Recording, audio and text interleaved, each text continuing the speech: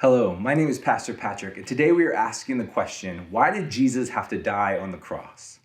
First, I would like to frame this question by saying it's not necessarily about God's power, because God was not forced to die on the cross for our sins.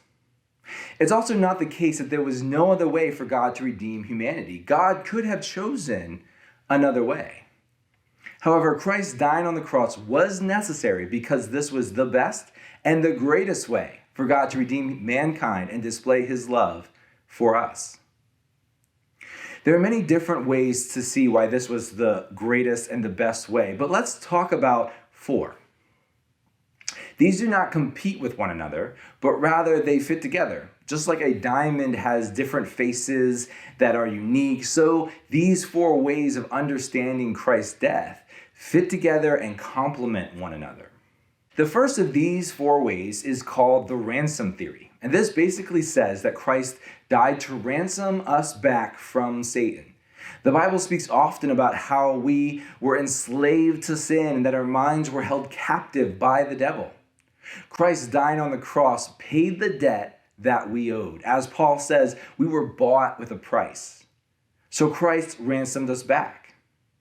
The next two ways come directly from the book of Leviticus in the Bible. In Leviticus, the people are told to practice substitution and the use of a scapegoat. So once a year, on the Day of Atonement, they would take two lambs. One lamb they would put all their sins on, and then they would banish it into the wilderness as a scapegoat. The other lamb they would sacrifice on the altar for their sins as a substitution. These were both pictures of what Christ would eventually do on the cross. For Christ took our sins upon himself, just like a scapegoat. He also died in our place as a substitution, just like the other lamb. He took our punishment that we deserved. Christ freely dying in our place upheld God's justice while providing a way for our relationship with God to be restored.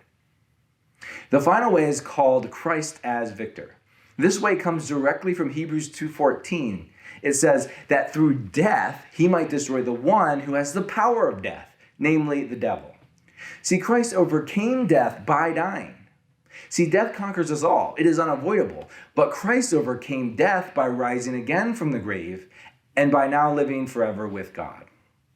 So he has won the victory for us. Just as through Adam's sin, we all suffer death, it is through Christ's victory on the cross that we can all experience victory over death.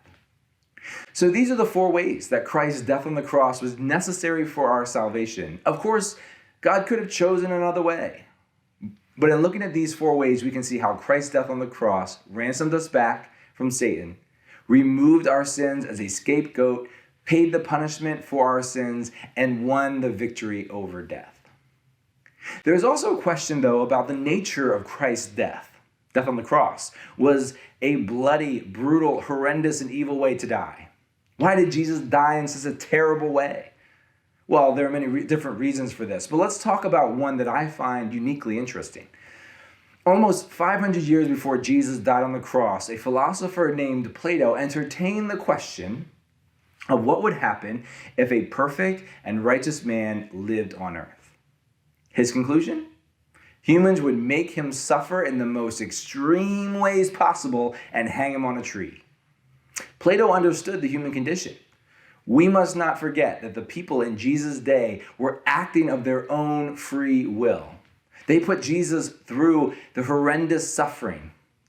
Evil always desires to destroy good, and perfect goodness was put on display when Jesus, after going through this terrible suffering, asked forgiveness for the ones committing such evil against him. And then he conquered that very same evil by rising again from the dead.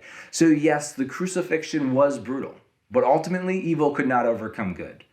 It was God's purpose and plan being carried out by free human beings.